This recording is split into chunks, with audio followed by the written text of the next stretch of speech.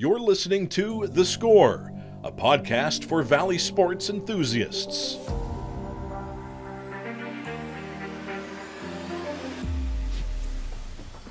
Hi, everybody, and welcome to the podcast, The Score. I'm Dana Balash, and we're happy to have a couple of guests with me this afternoon as we talk Curbstone Coaches. I have the president of the Curbstone Coaches, Bob Camardo, and the first vice president, Tom Miller. And over the next several minutes, we're going to talk about the Curbstone Coaches and exactly what it is, their upcoming banquet, and then their weekly luncheons that they hold every Monday throughout the year. So, gentlemen, thanks for joining us tonight. And Bob, let's just start. The Curbstone Coaches. Everyone knows the name, maybe don't know what they do. Well, thanks for having us, by the way, Dana. The Curbstone Coaches started in 1958, and it was started by a group of local media people that wanted to get groups of people together to just talk about local sports. And somehow we've kept it alive over all those years. And as you mentioned earlier, our keynote event is our Hall of Fame banquet, which is coming up here in a month or so. But we meet every Monday from the Monday after Labor Day until the end of May. And we meet at Avion on the Water Banquet Center. We have a luncheon that starts at noon. We have great guest speakers, which we can talk about in a little bit here. But we're very proud of our organization. It's one of the only few in the country of its like, and we're hoping to get some more people involved as time goes on also. And Tom, the big thing is it's Curbstone Coaches, but you don't have to be a coach. No, a lot of people get that feeling you have to be a coach to come in. No, we welcome anybody. We're everybody. That was a nickname given to us in 1958, as Bob had said. But we're not coaches. We're just sports enthusiasts who want to get together every Monday.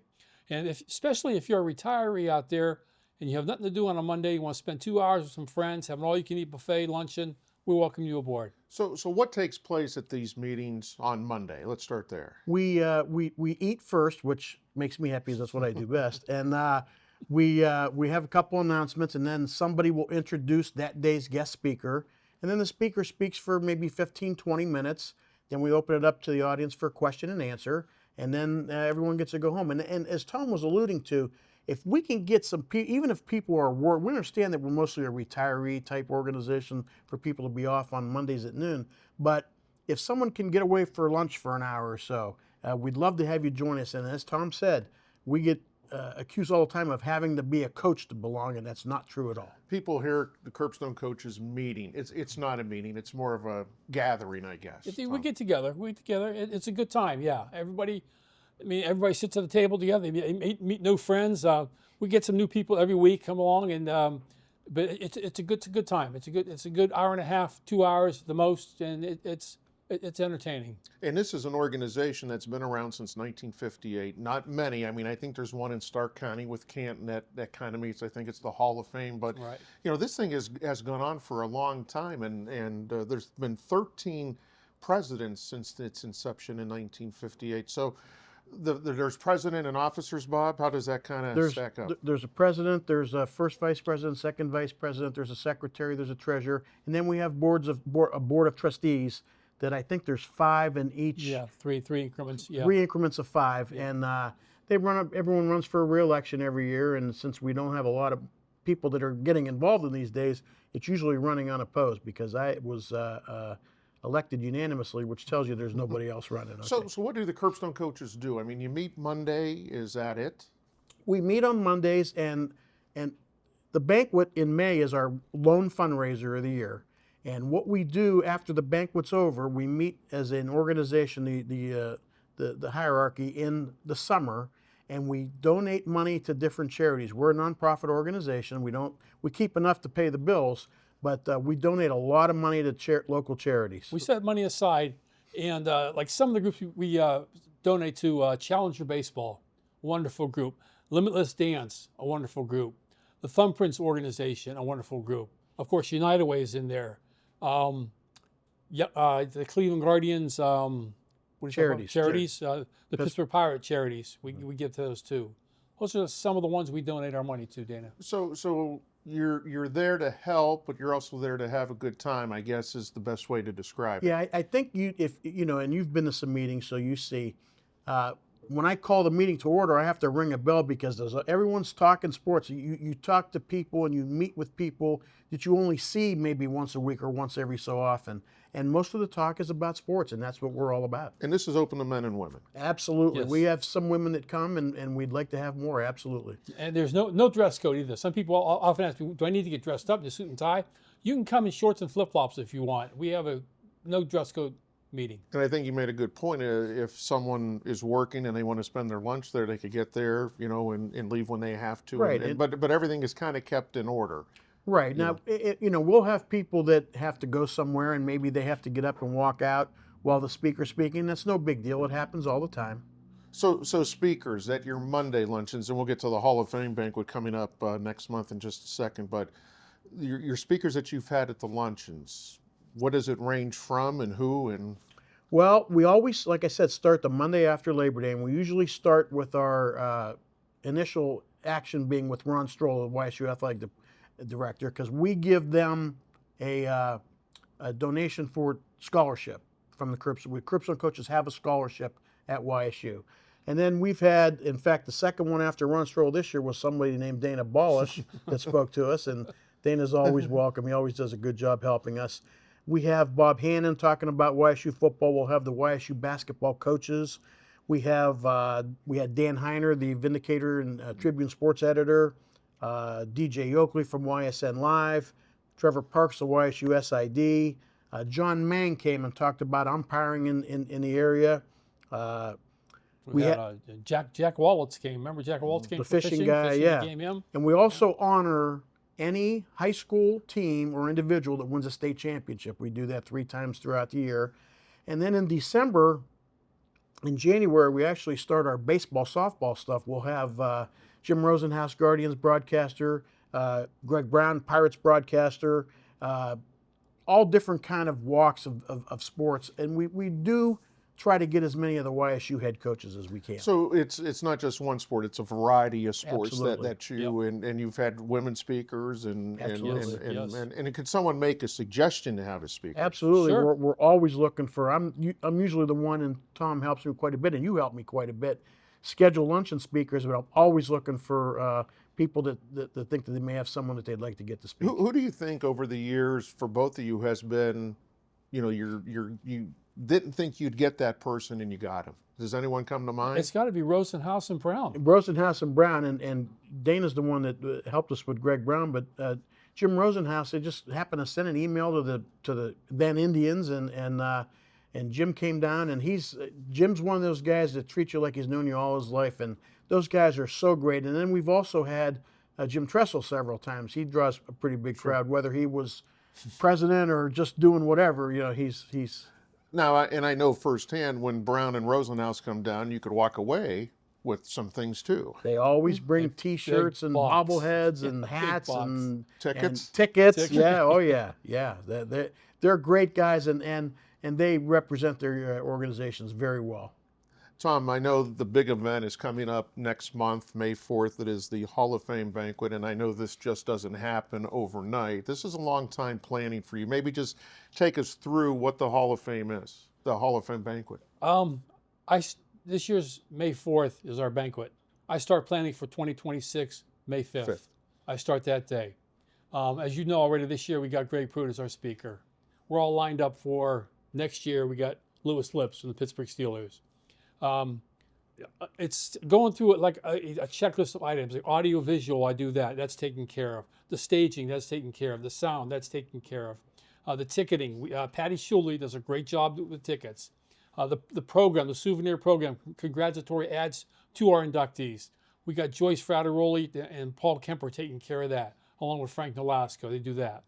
But I've been doing it over the last several years, and people say, well, how do you, I'm done. Right now, I am all done. I got one more mailer going out to the inductees and to the escorts, and that's all I got left. So the big question is, how do you get elected into the Curbstone Coaches Hall of Fame? Because you have more than, 600 in this Hall of Fame? We have that many, Bobby? I think so. And I thought it was 588. I thought. Well, it's it will be close. 600. It's close. Yeah. It's close. Yeah. It's close. Yeah. No, it's one of those deals. I've had a lot of people come up to me and say things like, "Hey, why isn't Tom Miller in the Hall of Fame?" Well, somebody has to be nominated to get in the Hall of Fame. We don't just pick people out of the air. They have to be nominated, usually by a member of the Curbstone Coaches. And then we have a meeting in November where we vote on the incoming class, and then Tom takes it from there. So there's different categories that someone could be nominated for, right? Right. From everything from football to auto racing to Hockey in there, everything, sure. So what is the criteria, I guess, to be nominated for someone listening? You got to be at least 40 years of age, locally involved. This year we got like a great class this year. Some of the people we got, John Batera for sports media. I'm sure that Tony Conjemi for football, Roland Cummings for boxing. Roland has a distinct with ESPN. Whenever ESPN had a fight show in Atlantic City, if they needed a fighter on Monday, they would call Roland Cummings, and he would say, "What weight class do you want me to come in, Walter, the junior middle or middleweight?" And they would tell him. They nicked him the Irish Express over in Atlantic City. Tim Gleason this year, was the former Commissioner of the commissioner, OAC. yeah. Brian Gorby, I mean, the guy's a legend. He just great. And it was funny, Brian, he approached me via text. And we have a tradition every year that once you're done meeting in the back room and getting your picture taken with the group and Greg Pruitt, then you come marching out of the back room and come all over to staging. And everyone has an escort, whether it be their sponsor, a family member. I've seen grandchildren. And Brian, he came to me in a shy way saying, "Would it be okay if my daughter and son, Jersey and Bo, would escort me? You have a problem with two?" I said, "No, definitely not." And he's been so thankful for we've been doing that. Bob Jenkins, track and field. Steve Leslie, contribution to sports. Also voice of YSU football. Doug Kaburski, bowling. I mean, our bowlers, they're in a national tournament right now. So someone nominates these people, and then you guys kind of take it from there. So there's no guarantee if there's a nomination. I mean, you guys discuss it. Our biography guy, Greg Goulas, will put together, once we get the nominations in, he puts together everybody's criteria, and then we vote on them at this meeting in November. And Greg will bring with him all the stats, all the people that he filled out. I mean, he got a huge thing about 12 inches tall with all the bios, all the information in there. And we go over each one individually. Some who don't make it this year will get in probably next year. Right now in my mind, when we did this past November, when we got done, we had probably 3 people on the bubble. Those people will probably definitely get in next year. So you vote then in November? Is that kind of what happens? Yes. Yeah, there's 12 of us to get together. Greg is the moderator of the group. There's 11 of us. We vote then. There'll be no need for a tiebreaker. So Tom, this year's banquet is May 4th at Mr. Anthony's. You have new inductees coming in. The speakers, and we go back to Leo DeRocher, Billy Martin, Chuck Tanner, Pete Rose, Gail Sayers, just to name a few. Yeah, a lot of the ones you just mentioned were baseball players. And a long time ago, the Hall of Fame used to be in November. Okay. So the Curbstone Coaches were able to get baseball people. Because now we're in May, our primary people who are speaking are football related. And like I said, 2 years ago we had Hanford Dixon, and then in past year we had Gene Steratore, yeah. And coming up this year we got Greg Pruitt. And when you get somebody, you meet somebody, and then everybody knows somebody, you know. And like I said, with Hanford Dixon, I owe him too. He got me Greg Pruitt, and he got me Lewis Lips for next year. So how difficult is it to get these? Take us through that process of getting the guest I sent him a nice letter. I sent him a program. Here's what it is. I tell them we'll take care of transportation. We take care of a fee. They'll call me up or text me and say, "I'm definitely interested." I have not too many people ask me how much are you going to pay me, but we try to get Cleveland, Pittsburgh related, that area down there, give them a 2-3 hour ride away at the most. And I think Gene Steratore last year within minutes got back to you. Is that right? Yeah, he did. It was funny. Greg Goulas had sent him an email, and it went to his junk file, so Gene Steratore didn't get it. But I emailed Gene the same stuff Greg sent me. He got back to me, and he said, "Definitely, I'll be there, no problem." I was just stunned how quick and easy that was. Like Randy Gradishar's been here, Bob Jackson. I mean, is when you send it, what's kind of the reaction from these people? They want to know about the Curbstone Coaches Hall of Fame. And I tell them, Curbstone Coaches Hall of Fame is one of the larger community Hall of Fames in the country. And, and I said, can you speak for 15, 20 minutes? They sure, I would love to. That's terrific. Right. Is May the right time to hold these? The first Sunday in May, that's when we do it, yeah. And May seems to be works for everybody. It's You working did pretty mention good, you yeah, can't yeah. get baseball guys, but Yeah. Um, Unless they're retired. Jim Rosenhaus is going to get me a couple names of some ex-Cleveland Indians who live in the Cleveland area that we can come down here. I think was Carlos Baerga one of the ones he was Yes, talking and about? we've also had John Hirschbeck, a Yes. retired Yeah, umpire, yeah, that we had speak him. in the past Um, as well. so take us to the banquet. Kind of what happens at the banquet. I know there's close to 1,000 people there. Uh, I wish. Well, up there. So, Yeah, I it's up mean, there. Yeah. 4 o'clock, the doors open. I got inductees meeting their escorts in the lobby. I'm in the lobby helping them. They come inside, they go to the right door. The inductees get a flower, they put it on. They get 2 drink tickets. The bar's right there, 2 free drink tickets for them to go back there. They are ushered to their table. We have gentlemen meeting and greeting, looking at the tickets, and pointing the way to their table. They do that. 4:45, we start eating dinner up until 6 o'clock. 6:07, the group comes marching out. About 6:20, we have Bob's going to do a special presentation this year, and then we do the national anthem, the Pledge of Allegiance, and then Bob Hannon, who's been doing this forever, and thank goodness you saved us the one year when Bob couldn't Sure. make it. He'll take over from there. He'll introduce Greg Pruitt. Greg Pruitt will speak. 15 to 20 minutes, we'll sit down. Greg will start with the class. We do the class, go all through all 12. We have a small award we give to Greg Pruitt. The city of Youngstown's there. They'll give him the proclamation for the city. They'll give him the key to the city. And then we'll close it out with a prayer, and hopefully everybody's out of there by 8 o'clock. and Bob, that's the thing. I mean, this is not a long, drawn-out banquet. No, it's and what's funny is we tell all the inductees beforehand, we want you to keep your speech down to 2-3 minutes, and most of them follow it pretty good. You Pretty get a good. few that say, "The heck with it, I'm going as long as I want." But yeah, last year we were out there before 8 o'clock, and the thought that it's a roll-on banquet is not true. It really isn't. Yeah.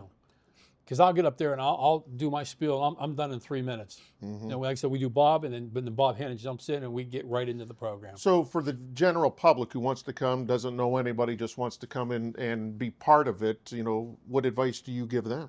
Well, we have, as Tommy mentioned, we have a person that's handling all the tickets. It's Patty Shuley, and I'll give her a number out. It's 330-207-8157.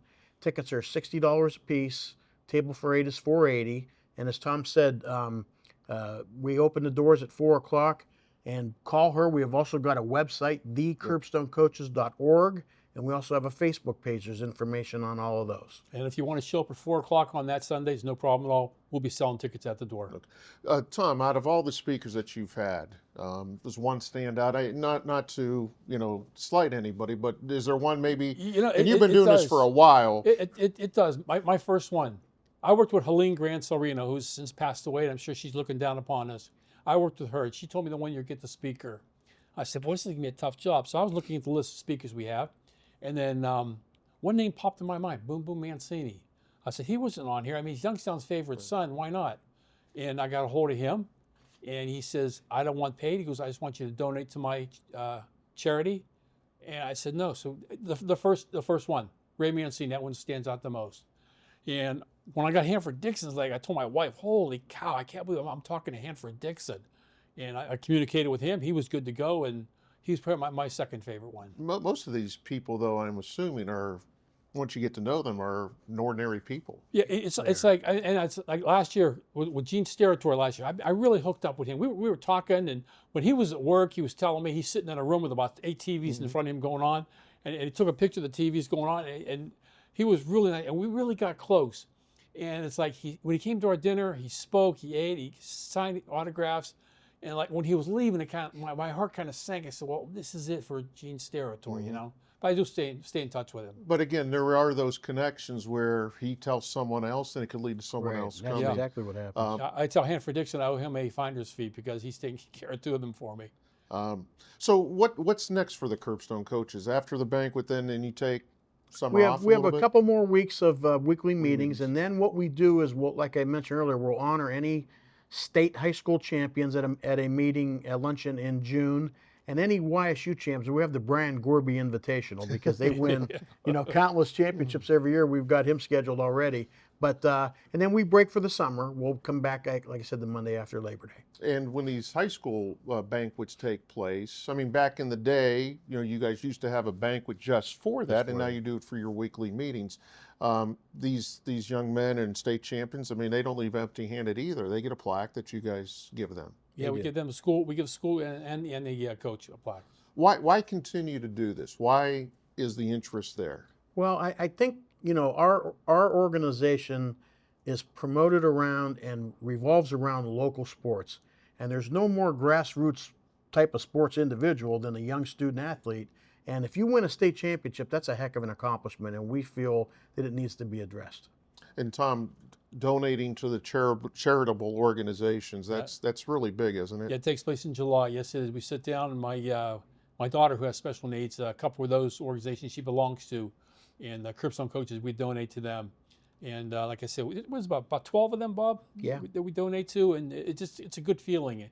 Yeah. And depending on how much money we're able to make at the banquet, we've donated as much. I think last year we did $1,000 to United Way, and we do a $2,000 to the YSU scholarship under the Curbstone Coach's name. So it's a decent amount of money we give out, and the charities are very thankful at the end. So certainly anybody is open to this, young, old, male, female, coaches, former. You do have former coaches part of this. We get a couple. Yes, we do. What do you hear from some of the retirees who are there? I mean, there's some bad weather, and when you meet, I mean, if it's canceled. I've had a couple calls on Sundays this past winter because we had a little bit of a rough winter. Hey, are we having lunch tomorrow? I said, well, let's see how it is in the morning.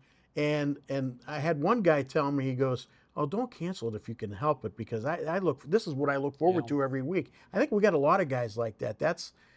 They're socializing with these other guys every week, and they really look forward to it. I'm sorry, Dana, but there's kind of like groups. One group sits together in the back table. That would be the Anthony Montana group. That is same 6 guys. They're always together. And you do have officials mentioning Anthony and Tony, and you do have officials. And that's one of the reasons why we brought John Mang in this year to speak at a luncheon. John used to be an officer in Curbstone, and he's been busy with assigning officials and stuff like that. But he came and brought some of the high school athletic directors with him, and it was a really good luncheon. And those officials they're dwindling in numbers, and they're very vital to this area. Why do you guys stay involved? Because there's I mean it's volunteer. I mean it's fun. I mean you walk away from your stressors. This is not a stressor. It's a good time to get together. When people walk in the door for induction Sunday, it's good seeing everybody walk in.